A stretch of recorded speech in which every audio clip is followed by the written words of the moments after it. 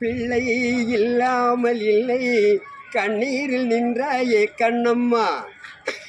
ஆறாது ஆறாது அழுதாலும் தேராது அம்மா என்று அழைத்தாயே தாயே. கடலையே தூங்கவில்லை கடவுளிடம் ஏனோ கருணை இல்லை.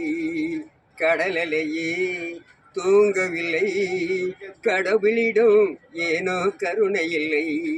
கண்ணான பிள்ளை இல்லாமல் இல்லை கண்ணீர் நின்றாயே கண்ணம்மா.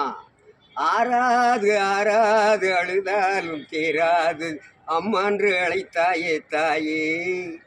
கடலையே தூங்கவில்லை கடவுளிடம் ஏனோ கருணை இல்லை.